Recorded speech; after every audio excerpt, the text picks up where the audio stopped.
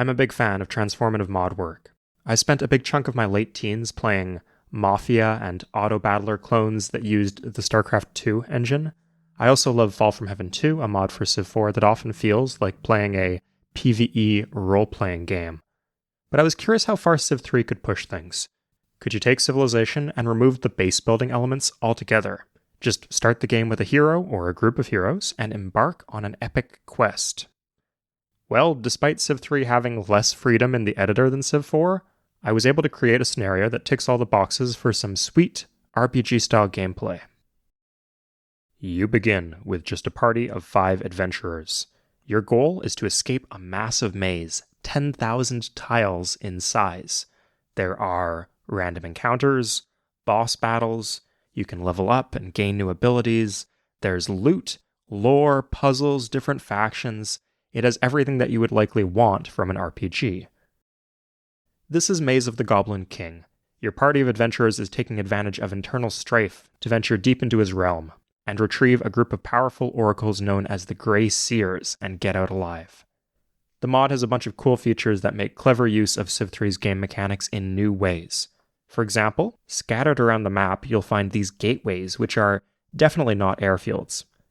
Often they're guarded by goblin wizards. If you take them, they allow your heroes to teleport around the map. You can teleport to other gateways, which functions as a form of fast travel once you've already explored most of the map. But you can also teleport anywhere within a certain range. 4 tiles at the start of the game, but it increases to as much as 6 by leveling up. And that is the kicker, because you can find drones as treasure when exploring the maze, and a drone can be sacrificed to create a gateway anywhere you need it to be. This means that you have total freedom when navigating the maze. You can skip over enemies or walls to get into places that you're not technically supposed to be. One other important factor is magic fog.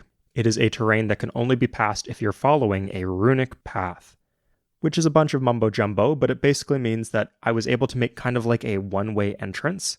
By following the path, you can get through, but you can't go back, unless you use the teleportation gates that we talked about.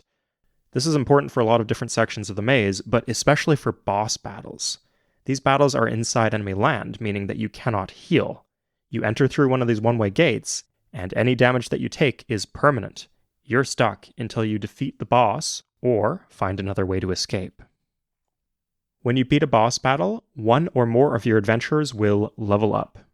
Pretty much any ability in the game that makes sense is available to one of the heroes.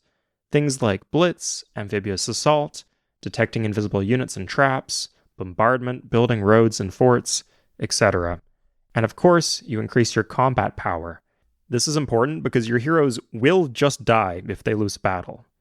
There is a particular treasure that will resurrect them, so it's not permanent, but it does make things difficult.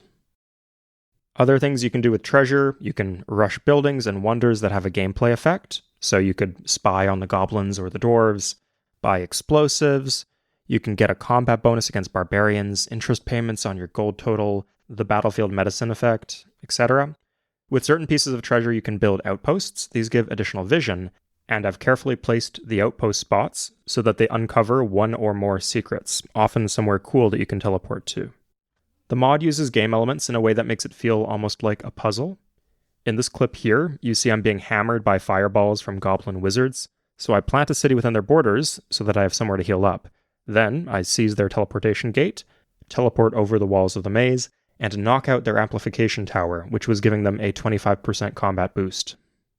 The ideal way to play this is like a TTRPG. You'd have me as the dungeon master, voice acting the NPCs, and then we'd have 3 or 4 players role-playing as one of the heroes. If that sounds like a miserable experience, you're also welcome to just download the scenario and play it by yourself. There are some limitations though, like technically there's nothing stopping you from teleporting into a wall or using a magic amulet to resurrect a character that is not dead and now you just have 2 of them. Also, you'd have to simulate conversations with NPCs using text files. It could be cool, but the full experience is with me as the narrator.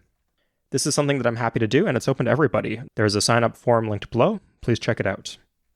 So yeah, I'm still working on Civ 3 stuff, especially with Open Civ 3 in the works. The potential is limitless. We just need to build a bigger community that supports cool Civ 3 fan projects. Maybe like the one you're working on yourself? Or maybe you just want to cheer us on. Join the Discord linked below, and definitely sign up if you want to play Maze of the Goblin King with us. I'll see you guys next time. Cheers.